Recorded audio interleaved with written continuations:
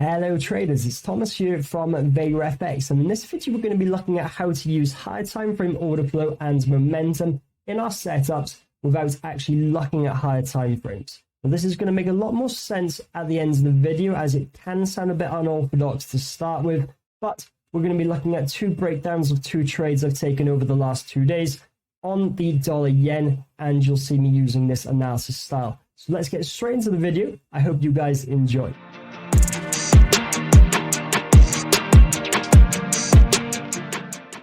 So guys, we're going to be looking at an example from the 17th of August. Now, this was actually a trade that I did anticipate, and the market just left us short. We didn't actually get involved, but you'll actually see now with using the momentum strategy that we do have a very good sense of direction, and our bias is often correct with this strategy. Whereas if you are using higher time frames, you will actually sometimes be, well, a lot of the time be trading counter trend. Now, I'm going to just rewind this price action just so you can see these structure types that I use.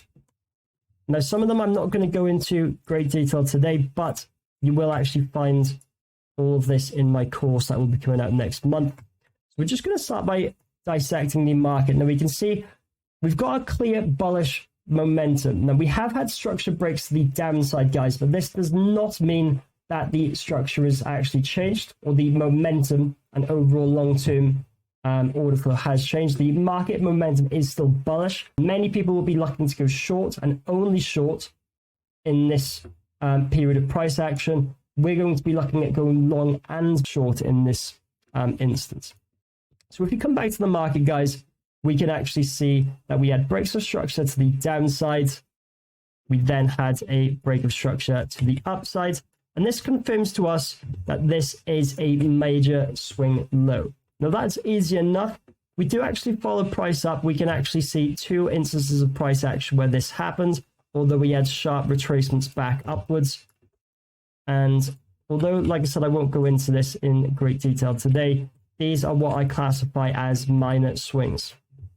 So we're going to just mark them out on the chart, guys. We'll leave that one there. And again, we had breaks of structure to the upside by here, breaks to the downside. This actually becomes the swing low, a swing high. So that's a major swing. These are minor swings. Now, until this major swing has been broken, guys, to the downside, the bullish momentum still continues. We're still expecting a break of this swing high. But we've had some significant structure breaks to the downside, minor swing by here, and a break of structure to the downside with major structure up here. So we are going to still look for short setups, even though we're anticipating the swing high to be broken. Now, if we're looking to go long as well, we would be looking at a long setup from down here before all imbalance. Also be looking at a setup by here. Now, I didn't actually get involved in this setup. You'll actually see if we come back to my trading chart, I did actually have this zone marked out, but we didn't get involved there. Well, I don't know what I was doing, but I'm just going to show you the short opportunity that we did look at, and then we're going to cover two other trades that I have got involved in over the next couple of days, well, the last couple of days. So we've got liquidity building to the upside, some inducement for our zone.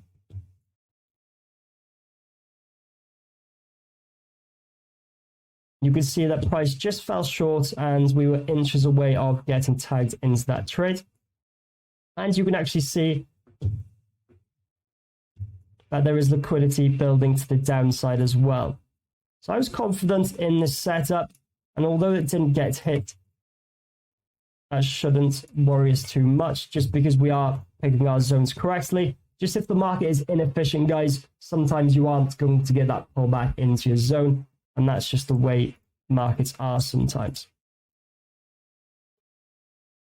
So you can actually see now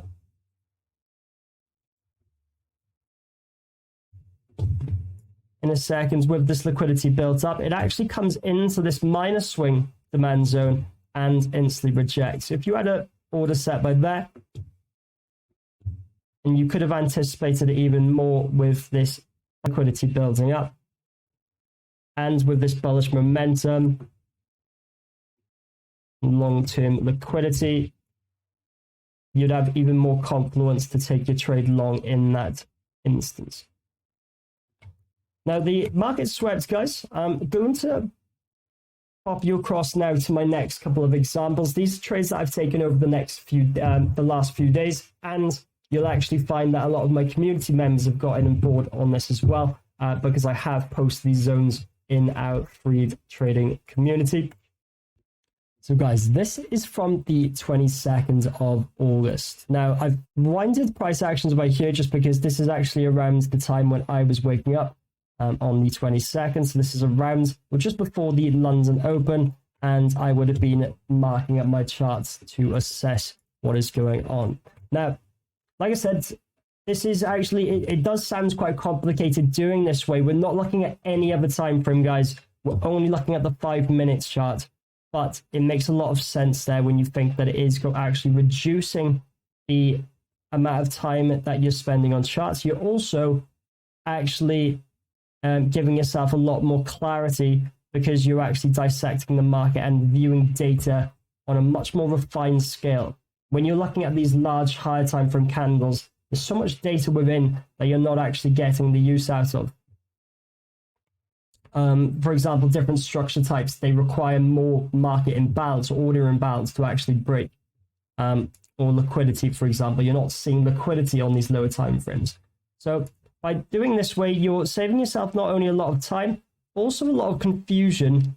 And when you think that most higher time frame order flow traders actually refine their zones down to lower time frames anyway, we're not even needing to do that. We don't need to refine our zones. We're already looking at those lower time frames. So we look at price. We're going to follow price back to the last swing. We can see breaks of structures to the upside by here. We had a structure break or a major low by here, and that broke. This confirms to us the swing high. And if we follow price back, we can see that there is no lows being broken, only highs being broken by here. We get by here, and this is where the order flow reversal happens. You can see that there was structure breaks to the downside, structure breaks to the upside. This is the last swing low. Now, unlike the last instance of price action, there's no significant structure on the way up. But by that, I mean there's no minor swings. So we're not going to be looking at counter momentum opportunities in this instance of price action, only long setups in this case. Now, the imbalance in the market in this instance of price action is quite different. You can see that the imbalance actually starts by here, or at least the unmitigated imbalance. Before that, we did have mitigated imbalance, but this was actually around spread hours. By spread hours, I mean the period of price action between 9 p.m. and 11 p.m. GMT. This price action, really you should be ignoring, guys. You can see the volume in the market is minuscule, and the imbalance actually started at the point where the volume literally was non-existent in the chart. So we're not going to be looking to enter from here like normal. We're actually going to be looking to enter before all imbalance, unmitigated or mitigated. And not only that, because of the low volume, and because of this liquidity present, you can see that by these price points touching perfectly along this trend line, we're not actually going to be looking to enter aggressively on this order block. We're actually going to be, what you can do, which I have actually shown people in the past, is you can enter in what I call a sweep block, where the market, or you place your order at the bottom of the order block with your stop loss below, anticipating the sweep, which is likely. We're still expecting the market to overall be bullish. We're still expecting the swing high to be broken, but we are expecting a small sweep of this liquidity, guys. And this is what sets us aside from the majority of retail, is we are taking into account liquidity. We are looking for more liquidity in our favor. We'd also be able to see that there is liquidity building to the upside by here. And obviously, there is still sell side liquidity. But this isn't enough liquidity, guys, for us to be concerned with a complete market turnaround. If this had built up for a much longer period of time, then we would be anticipating not just a sweep and a rejection, but a sweep and a reversal of overall momentum. We're going to delete this because we didn't actually enter in like that on this trade. We're actually looking at a what I call a liquidity confirmation. So if the market sweeps like this, we wait for a break of structure to the upside, and then we get involved. And just draw that again a bit nicer. So the break of structure to the upside by here after the sweep, pull back into extreme demand, and then we target the swing high. Again, this zone was called. We've had a minor structure break by here. We're actually looking for this major high to break, which we get. We can then follow the imbalance back. You can see this is the start of all unmitigated imbalance. That is the last counter trend candle, and this is during the London Open, which we know is a perfect time for order flow reversals. And we've got the bullish momentum on our side, guys, with liquidity building up to the upside. We can simply place our order block here. We can put our entry to the top of the order block. Obviously, you can refine this, but for this example, guys, we're not going to. And you can let the market come into your zone and target the swing high, which, as we're trading with momentum, you can actually stay in for longer. I actually closed this trade early because I didn't like the liquidity building up to the downside, but I did have my zone a bit more refined than this. So we actually got involved and got a nice 6.91 R on that trade. So this is the last example, guys, and it's a bit like the first in the sense that we had a minor structure break to the downside with us anticipating a counter momentum setup. So if we actually look back at the whole of this overall price action, guys, we can see that although rallying, the length that the market is breaking to the upside is actually decreasing, and you can see that the market has actually started going more horizontal. And after waking up around 8 a.m., this was on the 23rd, I actually drew this anticipating a bit of a movement to the downside. Now, when you anticipate a sweep of sell-side liquidity, guys, you don't have to anticipate it sweeping and reversing altogether. There's nothing stopping the market from actually sweeping into this and continuing upwards, but we have to be ready for all scenarios.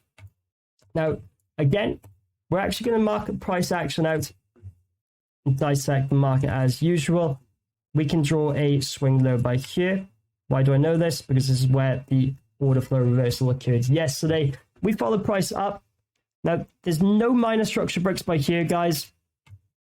Even by here, this actually is the last swing high, simply because there was no major lows broken, only minor lows broken. So again, like the first instance,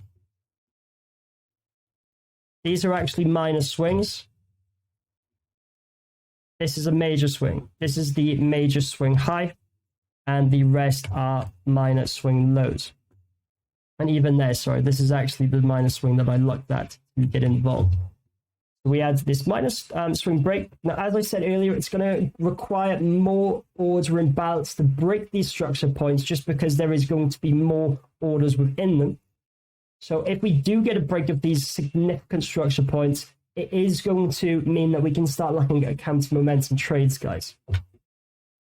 So as called in our Discord community, which I will show you at the end of this video, we had this minus swing broken, follow imbalance back. Now, these are the best sort of trades, guys, where there is no mitigated imbalance. It's only unmitigated imbalance left unfilled. All the imbalance is unmitigated.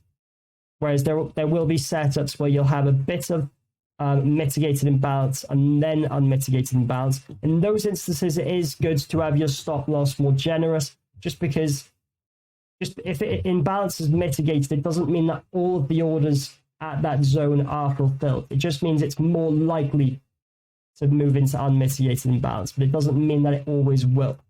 So your stop loss should always account for that. We're going to draw our zone from here. Now, if you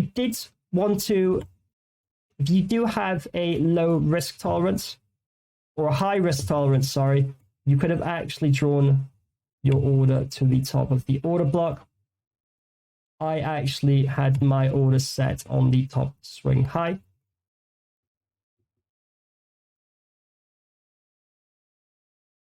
And you can actually target. Again, you can take partials, so you could have your take profit set, but there for 50% of the trade, you could actually have it on the day before's demand zone.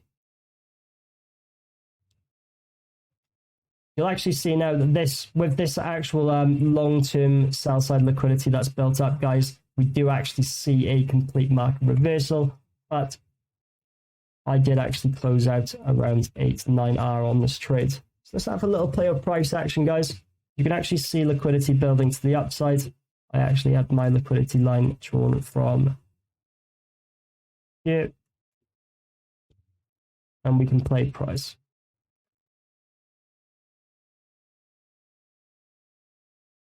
So we get our tag in. And this actually coincides with a news event, guys. You can see more liquidity built up by here. You don't have to draw all this liquidity, but it is always good to stay on top of. And we had a very impulsive movement to the downside, coinciding with some fundamentals that happened. Now, obviously, I had closed out of my trade at 9R, guys. I will, in my course, show you how to actually take my blueprint and make it your own. You don't have to trade it exactly the way I do. With the amount of capital that I'm managing, I actually prefer to have consistency, and I do often close my trades out short before the full movement, but that's just because of my risk tolerance. You can actually hold your trades on for longer. Like I said, if you wanted to have your stop loss set to the top of the counter trend candle, you can. You would have already been at 17R just by here. You'll actually see that the market absolutely melted. And if you do want to be like one of these Instagram wannabe mentors, you would have been able to show off a 36R trade. But from a consistency point of view, guys, anything, I mean, even getting above 10R, you're, I mean, saying that, even a 5R trade, that's all you need to actually stay afloat if you are trading like this. Obviously, we are trading with high time frame momentum and order flow, so you are able to target these higher returning trades. But I do think that consistently targeting anywhere between 15, 20, 30R returns is unrealistic.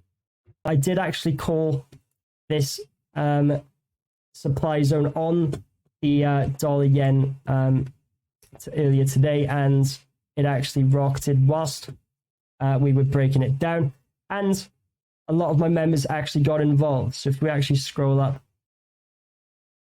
you can see that quite a lot of members actually got involved. So that's it from me, guys. I just wanted to get another video in. It's been a very long time since my last one. I know you're probably all missing me. I do want to thank you all for being very patient. I have been putting a lot of effort into the course recently, and I know I always say this, but once it is out, I'm going to be able to release a lot more uploads on YouTube and Instagram, and I'm going to be just more, I'm just going to be online a lot more in general to give you guys support. But I will catch you guys in the next video. Hope you have a lovely trading week. Peace out.